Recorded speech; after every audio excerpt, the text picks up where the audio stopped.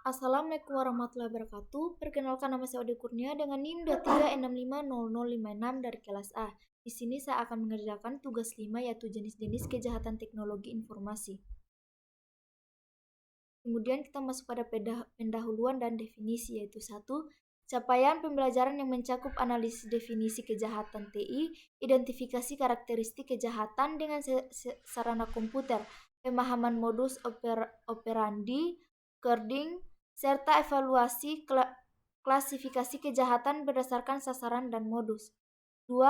Paradoks teknologi informasi, yaitu menjelaskan bahwa TI memiliki manfaat memudahkan hidup namun juga memfasilitasi kejahatan, serta adanya perubahan paradigma kriminologi dari faktor manusia ke faktor teknologi.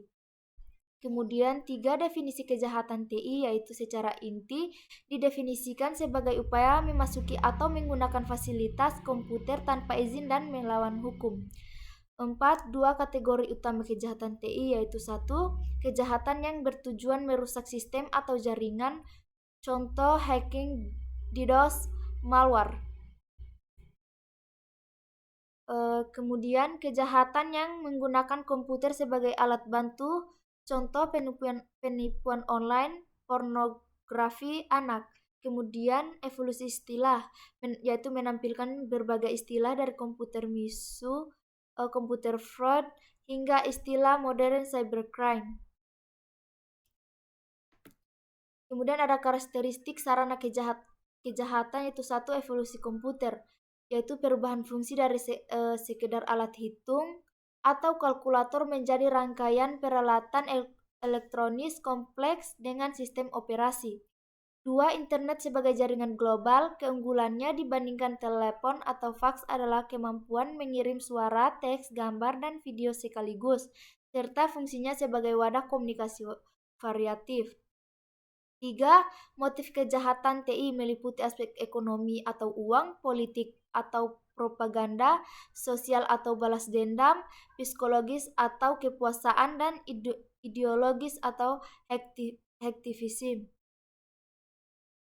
Kemudian ada pembahasan mendalam mengenai carding, yaitu 1. Definisi carding merupakan penyalahgunaan kartu kredit menggunakan internet yang diklasifikasikan sebagai kejahatan terhadap properti.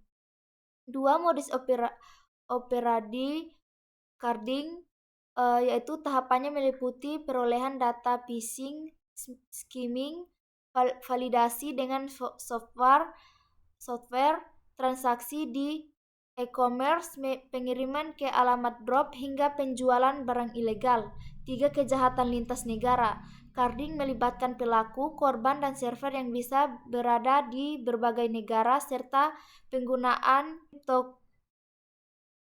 cryptocurrency untuk pembayaran anonim. 4. Alur carding, diagram alir yang menunjukkan proses dari data curian hingga pencucian uang. Kemudian ada dampak carding, merugikan pemilik kartu secara finansial,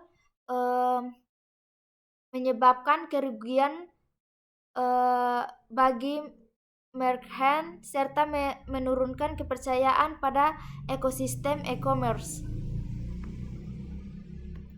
Kemudian ada klarifikasi dan regulasi, yaitu 1. Klarifikasi berdasarkan sasarannya ada 4, yaitu 1.